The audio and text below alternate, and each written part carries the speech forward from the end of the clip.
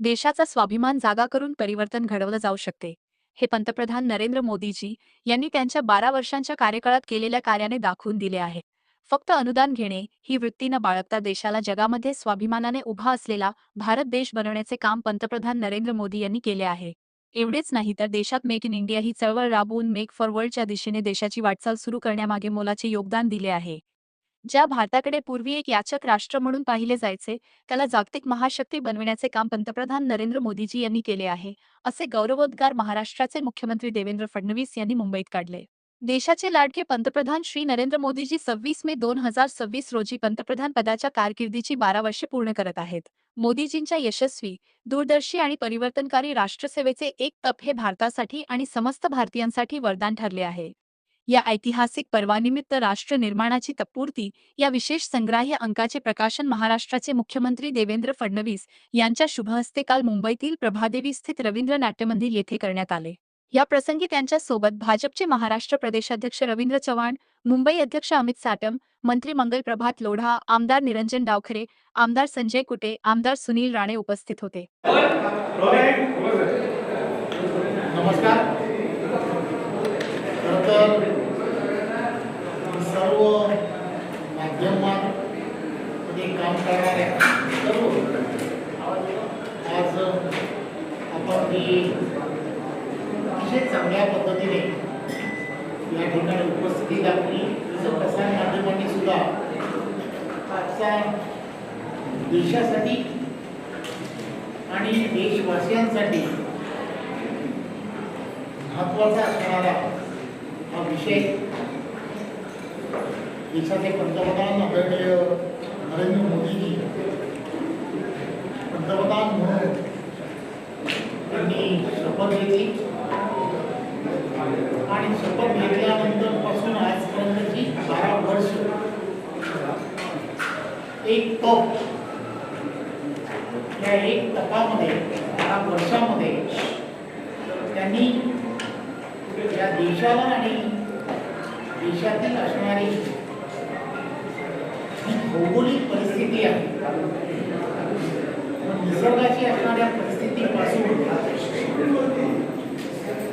वेगवेगळ्या परकीय असणाऱ्या गुणांच्या संदर्भाबद्दल असणारी परिस्थिती की ज्यामध्ये ताकदीने राष्ट्राला परमवैभवाच्या दिशेने घेऊन जाण्याच्या दृष्टिकोनातून जे महत्वाचे आहे ते करण्याचं काम केलं. युपीएचं प्रदीर्घ काळ चाललेलं सरकार आणि या सरकारने काही गोष्टी या देश हिताच्या आहेत त्याकडे केलेलं दुर्लक्ष आणि या 12 वर्षामध्ये देशाच्या पंतप्रधानांनी जे निर्णय घेतले, मग ते निर्णय आपण सर्वांनी पाहिले असते, अनुभवले असते. देश एक वेगळ्या दिशेने जगभरामध्ये जाताना आम्हाला सर्वांना दिसतो. प्रत्येक क्षेत्रामध्ये छाप पाडण्याचं काम हे देशातील असणाऱ्या विविध गुणांमुळे झालं हे आपण सर्वांनी पाहिलं. भारतीय जनता पार्टी महाराष्ट्र प्रदेशाने एक प्रयत्न केला की आपल्याला या 12 वर्षामध्ये 12 विषय घेऊन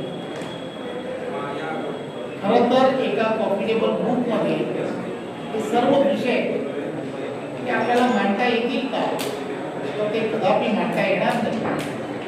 परंतु तरी सुद्धा एक प्रयत्न आपल्याला करता येऊ शकतो का, आणि म्हणून हा प्रयत्न भारतीय जनता पार्टीच्या महाराष्ट्र प्रदेशाने केला. चव्हाण साहेबांचं मनापासून अभिनंदन करेन की माननीय प्रधानमंत्री महोदयांना शपथ घेऊन उद्या 12 वर्ष पूर्ण होत आहे. 26 मे 1914 2014ला 26 मे 2014ला जो आवाज आपण सर्वांनी ऐकला, मैं नरेंद्र दामोदर दास मोदी, तो आवाज आजही आपल्या सर्वांच्या कानामध्ये निश्चितपणे त्या ठिकाणी गुंजतो आहे. आणि ही 12 वर्ष अक्षरशः थक्क करणारी अशा प्रकारची 12 वर्षे. एखाद्या देशाची शक्ती, एखाद्या देशाचा स्वाभिमान आणि आत्माभिमान कशा पद्धतीनं जागृत करून एक मोठं परिवर्तन घडवलं जाऊ शकतं, हे गेल्या 12 वर्षामध्ये मोदीजींनी दाखवून दिलंय. जो देश एखाद्या याचकाच्या भूमिकेमध्ये, कधी एखाद्या बिचाऱ्या भूमिकेमध्ये आपल्याला पाहायला मिळाला, आज तो देश आत्मनिर्भर भारत अशा पद्धतीनं जगाच्या पाठीवर स्वाभिमानाने उभा असलेला गेल्या 12 वर्षाच्या या कार्यकाळात आपल्याला पाहायला मिळतोय. खरं म्हणजे 12 वर्षात मोदीजींनी वेगवेगळ्या क्षेत्रात केलेलं कार्य हे एका कॉफी टेबल बुकमध्ये मांडणं देखील अत्यंत कठीण आहे. आणि त्याबद्दल एखाद्या भाषणामध्ये बोलणं हे तर त्याहीपेक्षा कठीण आहे. पण मला असं वाटतं की ही जी काही 12 वर्ष आहे, ही नवभारताकडे जी काही भारताने वाटचाल केली त्याची ही 12 वर्ष आहेत. विविध क्षेत्रांमध्ये जे परिवर्तन झालंय त्याची ही 12 वर्ष आहे. आणि या परिवर्तनामध्ये सगळ्यात महत्वाची वाटचाल जर आपण काही केली असेल तर या देशामध्ये मोदीजींच्या नेतृत्वात सामाजिक क्षेत्रामध्ये जे विविध कार्यक्रम झाले, मग त्यामध्ये गरीबाला घर देणं असो, गरीबाला शौचालय देणं असो, गरीबाला गॅस देणं असो, गरीब लक्षित, गरीब केंद्रित अशा प्रकारचा जो अजेंडा या ठिकाणी मोदीजींनी चालवला, त्या अजेंड्याला प्रतिसाद किंवा त्याचा परिणाम हा आपल्याला युनायटेड नेशन्सनी ज्यावेळी अहवाल प्रकाशित केला आणि या गोष्टीला मान्यता दिली की 10 वर्षामध्ये भारताने 25 कोटी लोकांना गरिबीपासून बाहेर काढलेलं आहे, हे ज्यावेळी जगाने मान्य केलं, मला असं वाटतं की त्यापेक्षा मोठा एक प्रकारे परिणाम दुसरा कुठलाच असू शकत नाही.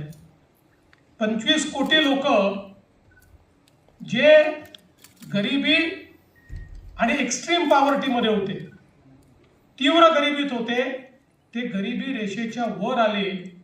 हे 10 वर्षात करणं जगातल्या कुठल्याही देशाला संभव झालं नाही. ते मोदीजींच्या गरीब कल्याणाच्या अजेंड्याने करून दाखवलं.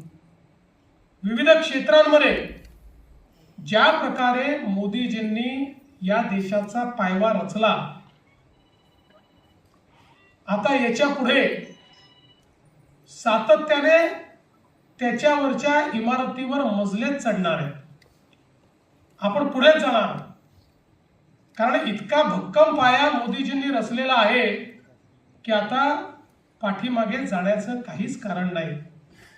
आज आपण बघा, अर्थव्यवस्था म्हणून भारताने केलेली प्रगती ही थक्क करणारी प्रगती आहे. आपल्या भारताचा GDP जो 2013-14 साली 103 लाख कोटी होता, आज तो GDP 357 लाख कोटीपर्यंत पोहोचलाय. म्हणजे 10 वर्षामध्ये 3 पटीने आपला जीडीपी या ठिकाणी वाढलेला आहे. महाराष्ट्राचाच आपण विचार केला तर साधारणपणे 13-14 मध्ये जो महाराष्ट्राचा जीडीपी 13 लाख कोटीचा होता तो आता 54 लाख कोटी रुपयांपर्यंत पोहोचलेला आहे. आणि मला असं वाटतं की ही जी काही एक प्रकारे देशाच्या अर्थव्यवस्थेची वाढ आहे, मोदीजींनी एक महत्वाचा शिफ्ट देशाच्या अर्थकारणात आणला. युपीएच्या सरकारमध्ये